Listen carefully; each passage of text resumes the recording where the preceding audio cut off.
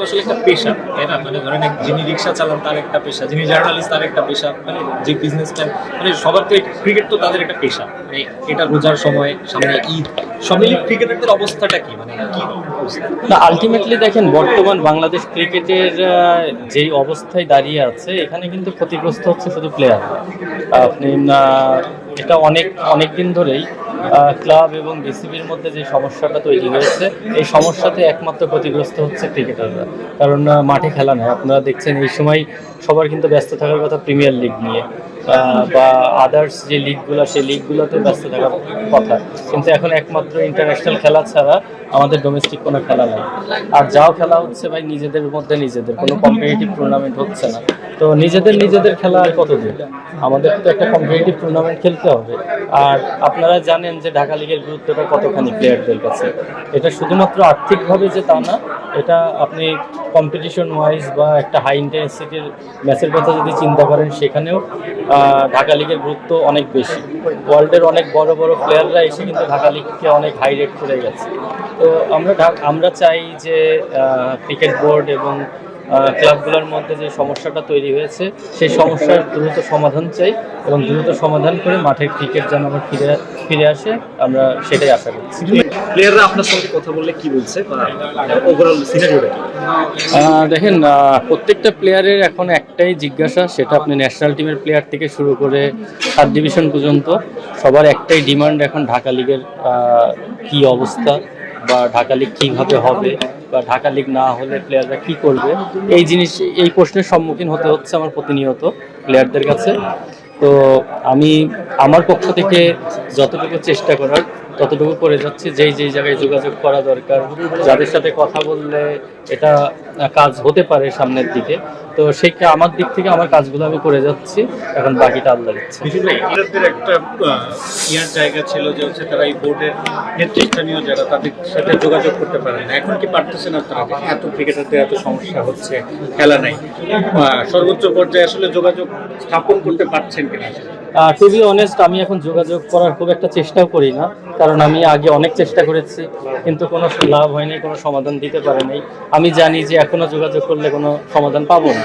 So আমি শুধু আপনাদের মাধ্যমে এতটুকুই বলতে চাই, আমরা প্লেয়ার, আমরা মাঠের খেলা চাই, আমরা মাঠে খেলতে চাই। সেটা যেই জায়গায় সমস্যা আছে, সেই সমস্যাগুলো দ্রুত সমাধান করে মাঠে খেলা ফিরে আসুক, আমরা এটাই একমাত্র, এটাই আমাদের চাই। সেই বোর্ডের আন্ডারে কি এটা সমাধান হওয়ার সুযোগ দেখছেন আসলে বর্তমান বাস্তবতা? দেখেন, এটা তো আমার সাবজেক্ট না, যে এই বোর্ড থাকবে না কোন বোর্ড আসবে, সেটা আমার সাবজেক্ট না। আমার সাবজেক্ট হচ্ছে খেলা হচ্ছে কিনা। তো আমি আমার সাবজেক্টটা নিয়েই আছি, আর বাকিটা কোন বোর্ড আসলে খেলা হবে না হবে, এইগুলা ডিসাইড করার জন্য আমাদের গভর্নমেন্ট আছে, আমাদের ক্রীড়া পরিষদ আছে, বা আদার্স যারা ডিসিশন মেক করে, ওনারা এই বিষয়গুলো খুব ভালো বোঝেন। একটু জিজ্ঞেস করেছিলাম যে যেহেতু পিছিয়ে যাচ্ছে, যদি বোর্ড চেঞ্জ হয়, যদি জুন জুলাইতে প্রিমিয়ার লিগ হয়, সেক্ষেত্রে শিডিউল বিপর্যয়ের একটা সম্ভাবনা থাকে, আপনাদের টানা খেলা পড়ে যায়, ডিপিএল, বিসিএল, এনসিএল, সেক্ষেত্রে মানে কি হবে? মানে আপনাকে আমাদের আসলে চাহিদা, আমাদের যেন কোনো সিজন মিস না হয়।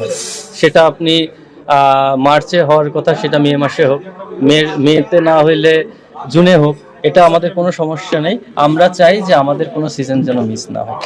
আজ পর্যন্ত কি ক্রীড়ামন্ত্রীর হস্তক্ষেপ চাইবেন যে প্লেয়ারদের জন্য প্রিমিয়ার লিগ যেতে হয়? দেখেন, আমি অ্যাজ এ প্লেয়ারদের প্রতিনিধি হিসেবে আমি চাই যে মাঠে খেলা হোক। সেই খেলা হতে হলে যার হস্তক্ষেপের মাধ্যমে মাঠে যদি খেলা ফেরে, আমি শিওর আপনারাও খুশি হবেন, আমরাও খুশি হব। আমরা ভাই, আমাদের রুজি রুটি ক্রিকেট, আমরা চাই মাঠে খেলা থাক। এটা কি করতে হবে না করতে হবে, এখানে কে থাকলে ভালো হবে না ভালো হবে, এটা সম্পূর্ণ ওনারা ডিসাইড করে। একটা ব্যাপার, যারা এই বোর্ডে আছেন, বুলবুল ভাই, ফারুক ভাই, তারাও প্রিমিয়ার লিগ খেলেছেন, তারাও জানেন যে প্রিমিয়ার লিগটা কতখানি গুরুত্বপূর্ণ। তারা যখন শেষ পর্যন্ত প্রিমিয়ার লিগটা আয়োজন করছে না, এটা আপনাদের মনে কি পীড়া দেয় কিনা, যে সাবেক ক্রিকেটার হয়েও মানে প্লেয়ারদের কষ্টটা বুঝতে পারছেন না? দেখেন, এখানে শুধু আপনি প্রিমিয়ার লিগ বললে হবে না, থার্ড ডিভিশন আছে, থার্ড ডিভিশন শুরু করে টোটালটাই বলতে হবে। আপনার মেয়েদের টুর্নামেন্টটাও কিন্তু স্থগিত হয়ে যাচ্ছে। মেয়েদের যে ঢাকা লিগের যে খেলাটা হয়, ওটাও আমি যতটুকু শুনেছি ওটা হচ্ছে না। তো প্রত্যেকটা খেলা প্রত্যেকটা প্লেয়ারের জন্য ইম্পর্টেন্ট, যার জায়গা থেকে সে জিনিসটা ফিল করছে। তো আমরা চাই টোটাল বাংলাদেশ ক্রিকেট যেভাবে স্মুথলি আগে রান করতো, আমরা চাই আবার সেভাবে রান করুক, সেটা যার আন্ডারেই হোক। আপনাদের কোনো ক্লাবের পক্ষ থেকে কোনো কর্মসূচি থাকবে দেখা করা কিংবা কোনো অভিযোগ কোনো কিছু? আমি অলরেডি ক্রীড়ামন্ত্রীর সঙ্গে দেখা করেছি, ওনাকে আমি ডিটেলস জিনিসগুলো আমি ওনার সঙ্গে আলোচনা করেছি। উনি আমাকে সেই প্রতিশ্রুতি দিয়েছেন যে উনি যেহেতু একজন প্লেয়ার ছিলেন, উনি প্লেয়ারদের কষ্টটা বুঝেন, প্লেয়াররা এবং ঢাকা লিগের গুরুত্বটা উনি খুব ভালোভাবে বুঝেন, কারণ উনি লম্বা সময় কিন্তু আপনি দেখেন ফুটবল এবং ক্রিকেট এই দুইটা গেম কিন্তু ঢাকা লিগে একইভাবে তারা আর্থিকভাবে বলেন বা খেলার দিক থেকে বলেন একই ধরনের ফ্যাসিলিটিস পায়। তো উনি এই জায়গাটা খুব ভালো বুঝেন।